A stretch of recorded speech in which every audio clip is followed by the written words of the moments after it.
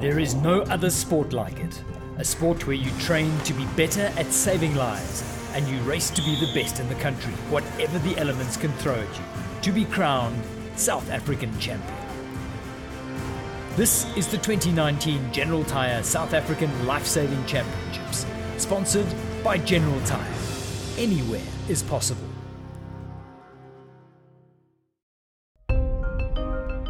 To recap from part 1, the 2019 General Tyre South African Lifesaving Championships showcased the bravest and toughest nippers from around the country.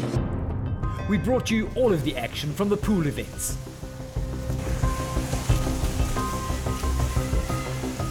And the excitement of the beach and surf events from Kings Beach, Port Elizabeth.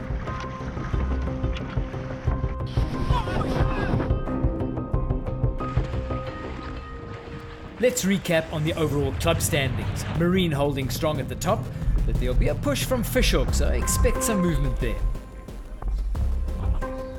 Coming up in this show, we focus on the beach, the riveting flags events for both men and women, and the big one, the beach sprint finals. Drama. World champion beach specialist Ryle de Mornay, just 5 minutes before the start of the heats in the beach sprints, cuts his toe open in warm-up. His gold medal chances in tatters. I was doing my last warm-up run here and I hit something very sharp on my big toe. And it's that point where you put the pressure on, it just split open. So it's predominantly skin, but there's a bit of flesh that came out. So we've just kind of stuck it together in a weird way. And hopefully we can still hold on, but just what the worst timing ever. I've been waiting all day for this race, getting my mind prepped and everything, and I've got to deal with this. So. De Mornay lines up in the final heat of the beach sprint, and after a restrained start, he qualifies for the next round. If I spread the weight on this ball as opposed to the toe, it's taking a lever out, but I'm still able to put power into that. So I'm going to pump my hands like you can't believe it. Basically, I think I can do it. Should be good.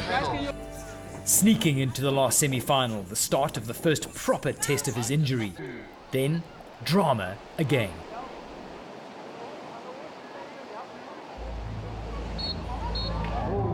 Current South African champion and De Mornay's biggest threat, Scottsborough's John O'Rourke, false starts and is disqualified. De Mornay is through to the final, but the best beach sprinters from around the country and some of his own False Bay teammates sniff blood and know everyone has a chance.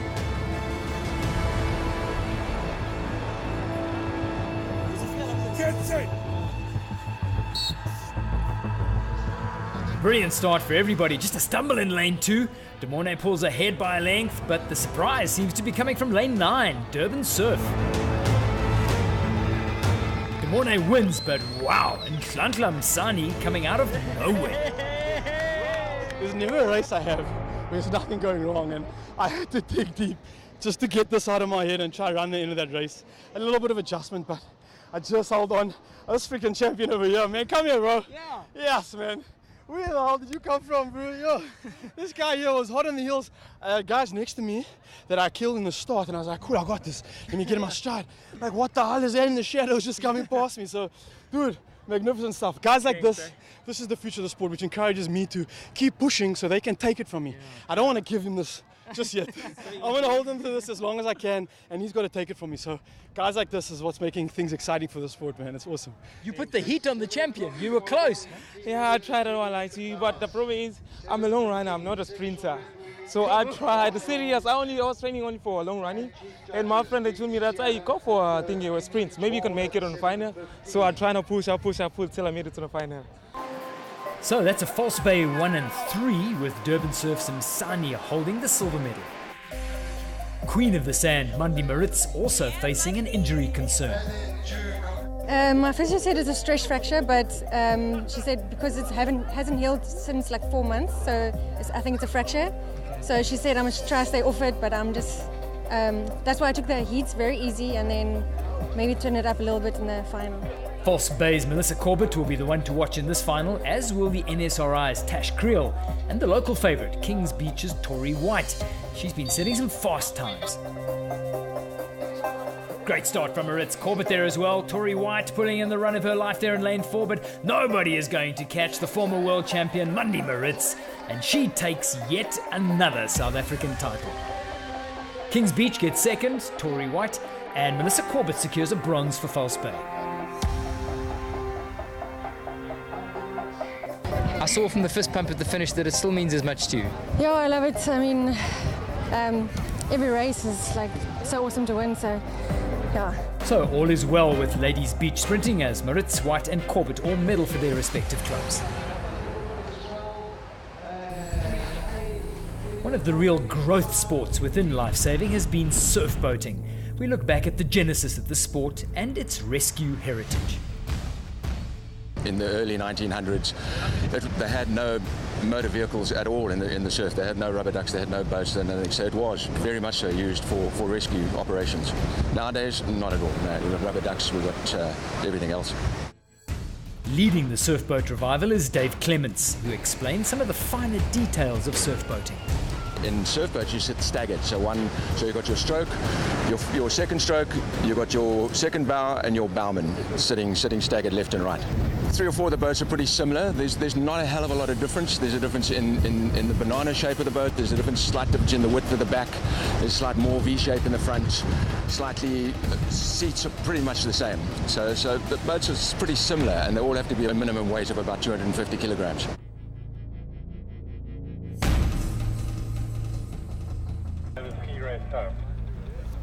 Let me know when you're ready. This crew has come from scratch at root level. So in terms of that, none of these guys became part of Lifesaving 6 months ago. We recruited them at the same time, got them qualified in terms of lifeguard awards, taught some of them how to swim, passed their lifeguard awards, and absolute underdogs today. Everything to gain, nothing to lose. Yo, it's awesome to be with this crew. I mean, we are different guys with different physiques, and we came together as a team, and we worked hard, and we trust in each other, and we just go out there and have faith. We had like 5 weeks of practice for this whole thing, and I think we're doing pretty well, and I think we're going to take third on the podium. We're confident we're going to do that. Alan Pembroke is tasked with overseeing the finer details of the surf boat racing. In order to give them a fair start, we try to ensure that all the boats are more or less remaining flat. The boats are pointing out to sea. There are buoys that they have to go around from left to right. Each buoy is a different colour so that the surf boat crews don't get confused. And then they return to the beach from where they started. And if it's a straight surf boat race, they finish between the 2 red flags. This is the final race of the General Tyre surf boat shootout. The Pirates A crew has all but sealed the gold medal, but the race for silver and bronze is still wide open, heading into the last race of the championship. The crew with the most urgency is the Pirates B crew, who have absolutely blitzed their start.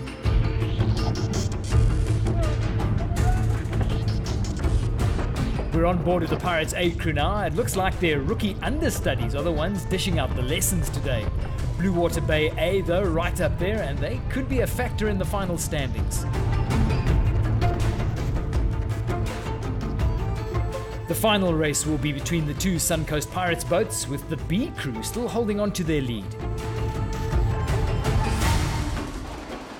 And it's the Pirates B crew that crosses the line, setting up what will be an incredibly tight table.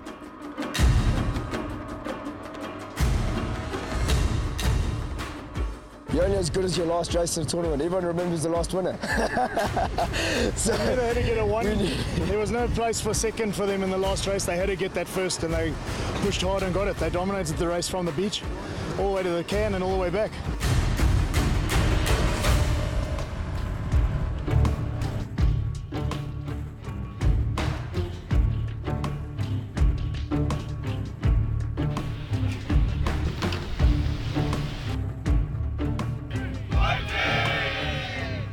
In the end, the Pirates B boat didn't do enough to secure the silver medal, and the impressive Blue Water Bay crew sneaks in.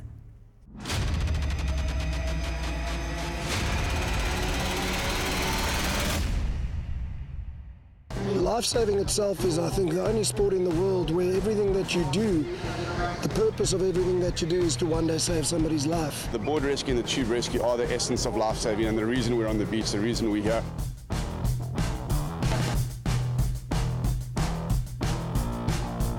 A lot of the events are there to test the lifeguards in conditions that they would actually encounter at their own beaches. So even from nippers all the way through to masters, those events are honing skills over time. That's what makes lifesaving such a unique sport, is you have to be on your game all the time. It's tides changing, winds changing, currents are changing. Everything is designed to sharpen skills and facilitate better rescues. It's often confusing, the beach events and their contribution to building better lifesavers. How exactly do these events fit in? Designed to get people faster, moving over the sand quicker. All that stuff adds up to being a good lifesaver as a community service.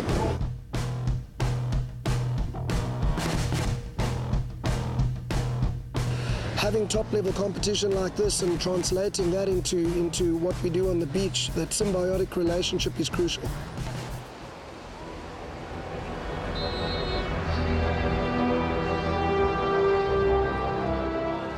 One of the simulated rescue events is the board rescue. A swimmer will swim out to a can, then signals to a board paddler on the beach who then paddles out to rescue the swimmer. Both patient and rescuer are allowed to contribute to the paddle back to the beach.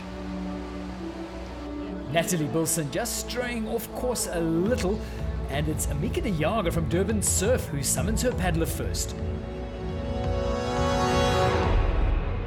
The visiting German team is having a great race here, and they are right up there. Durban Surf, the first team to head back to the beach, but a big push from Marine with the Bilson sisters pushing hard. There's some help coming from this wave, and the German ladies join the Marine girls on the same wave. The Marine girls avoid any holes and manage to get up and across the line to secure gold. But what a race from Germany's Carla Strubing and Michelle Hein. Geez, we had to grind from the start. Nats went off a bit, of course, a little bit in the start. We had to work to get to the can first, and on the way home it was perfect. We just clicked straight away. Yeah. Maybe it's a sister thing, or maybe it was you just shouting it from the back.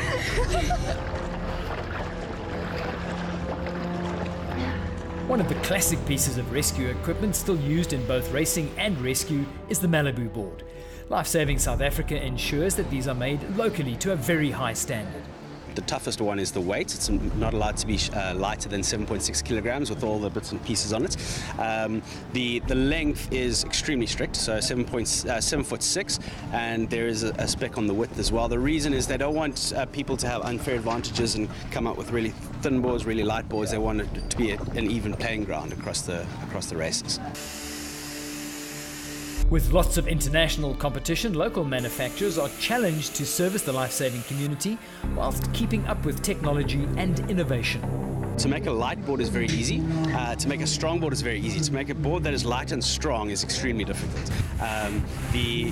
Because when you see these races, the boards take a massive beating.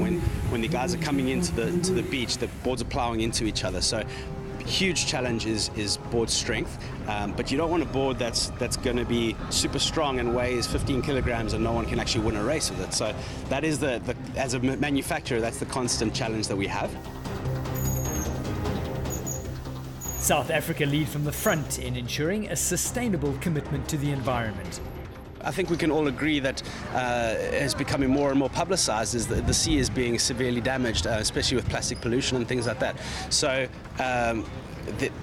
for all of us, whether it be surfers or stand-up paddleboarders or lifesavers, we all love the sea and we all want to be able to enjoy it for a really, really long time. So it's all in our interest to move more towards this thing, and it's a great motivator for us in what we do on a daily basis. So.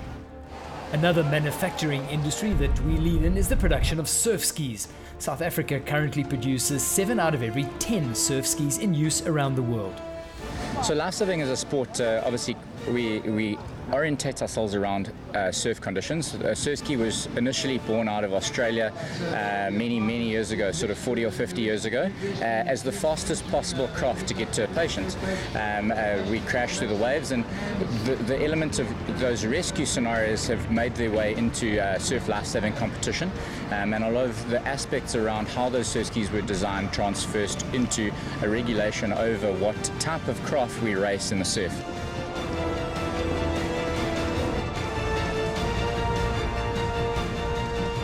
In big conditions, you want the boats to be strong enough to handle those surf conditions. So the specification says that a single surf ski needs to be 18 kilograms and a double surf ski needs to be 29 kilograms. Again, Lifesaving South Africa provide key guidelines to make sure these craft meet stringent safety and quality standards. Our local manufacturers have a license with the governing body, with Lifesaving South Africa, and they attach a registered badge onto each one of the craft to say that it is compliant with the rules. Each one of these badges has a registration number, so it can be tracked, and it's a really cool way to keep everyone in check in terms of the system around lifesaving. We also have a check on the beach here at the SA Nationals with scrutineering each one of the craft before they compete with it. Just another safety check to make everyone sure that the boats are compliant and safe. It's one of the favorite races, the men's double ski. I'm paddling with Mark Keeling for the first time, so we will see what happens today. Yeah, that's about it. So what's the management to crew instruction for Mark? Give it stick the whole way. Get in the boat all right, and it's a very long course today, so we'll probably change pool a few times there. The start of a double ski race is usually the hardest, navigating incoming swell and two bodies attempting to get into the boat at the same time. It can sometimes prove tricky.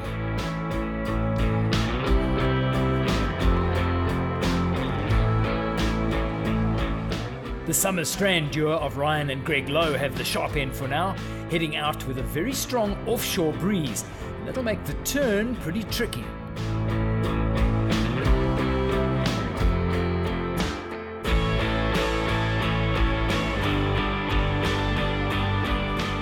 Fishhook pairing of Kenny Rice and Mark Keeling taking a very wide line into the final turn can. This drives them into first place for the return leg.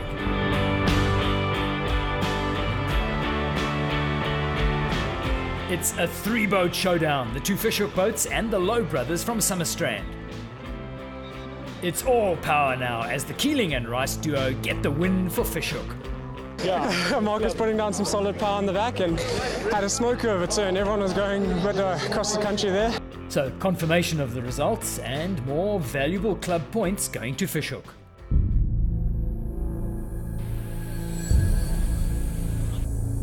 It's going to be a tough race. Obviously, you've got Matthew Bowman, who's a great competitor, got a lot of experience.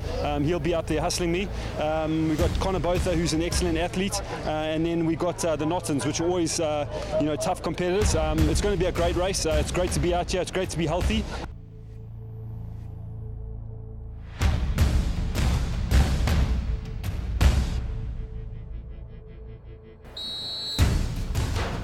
The premier event in the men's arena, the men's Ironman.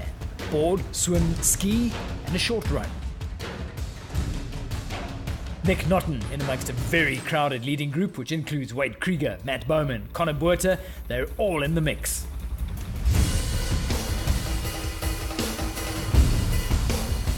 That's Naughton on the red board, Krieger in the black and red stripes, Connor Botha, the youngster, sneaking in here.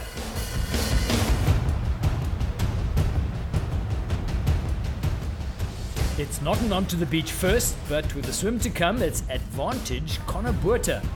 Krieger, the veteran, still in the hunt. He will be there at the end for sure.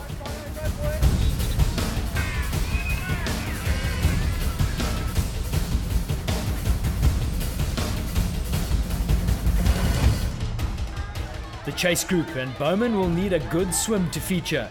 Some of the Germans in that group as well.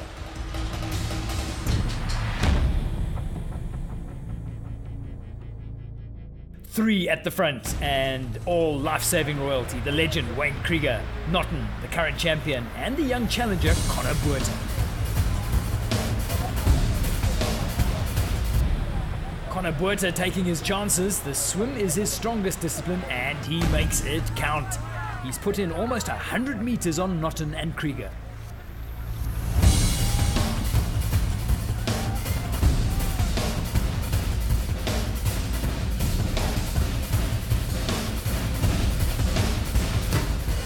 Bowman, with his strongest leg, the ski still to come, is still in this. Nick Naughton, his strongest leg, the ski, will have to chase down Buerta and hold off Wade Krieger just to stand a chance.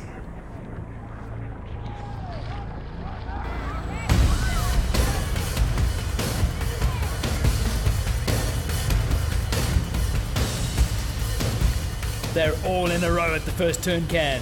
Buerta, Naughton, Krieger and Josh Fenn now sneaking into contention.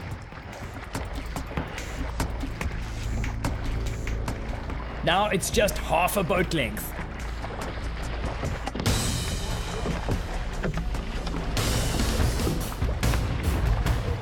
Naughton, with all the experience and even more power, pulls up alongside Buerta and drops him.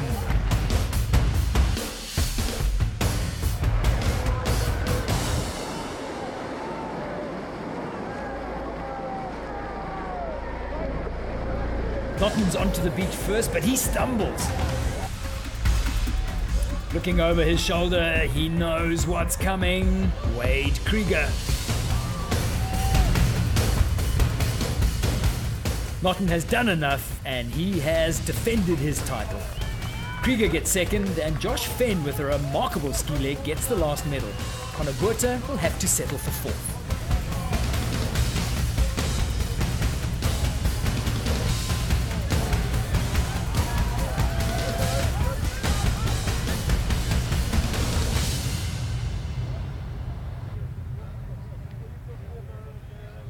The race didn't go exactly according to plan, but certain things are life-saving and they're just unpredictable, which is why the race is so awesome, but also it feels so much nicer when you win.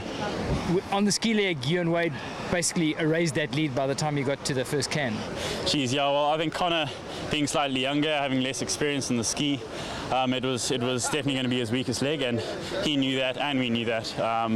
So I think he gave it absolutely everything, but unfortunately for him, it wasn't enough. Unfortunately for us, he's still developing his ski. So yeah, I think unluckily for him, it was the last leg. If another leg was lost, maybe it would have been better. But yeah, luck of the draw, life-saving, eh? So Fishhook with even more points for the club. Krieger and Josh Fenn, silver and bronze.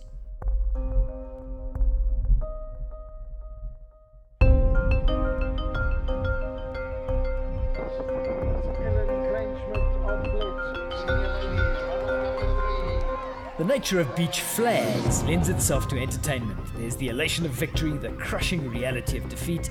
It's all there for everyone to see.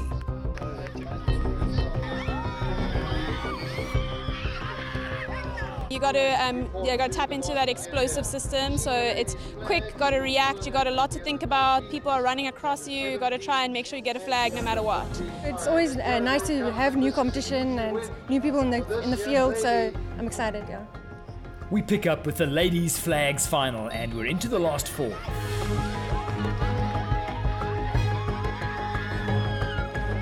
Melissa Corbett stumbles mid-run and gifts the last flag to the NSRI's Tash Creel.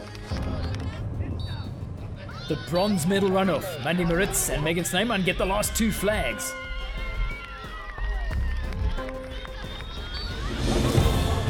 And there is no touching the golden girl. Mandy Moritz gets gold. Mandy, you were a bundle of nerves beforehand with the foot and the stress fracture, but it worked beautifully for you in the end. Yeah, once I was on the line, I just blocked out the pain, so I felt it a little bit, but just fought through it. Yeah. In the men's beach flags, it's Samir Matthews from Marlin in Mossel Bay who will have to survive. And he comes through, knocking Chevin Clark into bronze.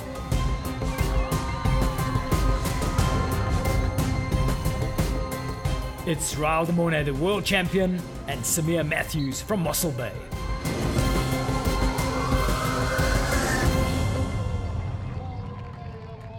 I think it really helps when you've got like 3 teammates with you, which kind of makes it more like a training ground, if anything else. And a lot of the boys from the Western Cape that we've competed against, so I think once we got to that top 5, it was kind of just getting back into that flow state, getting back into that rhythm, and just doing that dance, man, and it felt really good.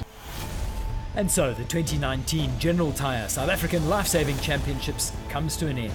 The cream of South African lifesaving competing for the one title that means the world to them: South African champion. So Marine managed to win the coveted overall title through a strong performance in both pool and in the surf. There is no sport like it. A sport where you train to be better at saving lives and you race to be the best in the country, whatever the elements can throw at you, to be crowned South African champion. This was the 2019 General Tyre South African Lifesaving Championships, sponsored by General Tyre. Anywhere is possible.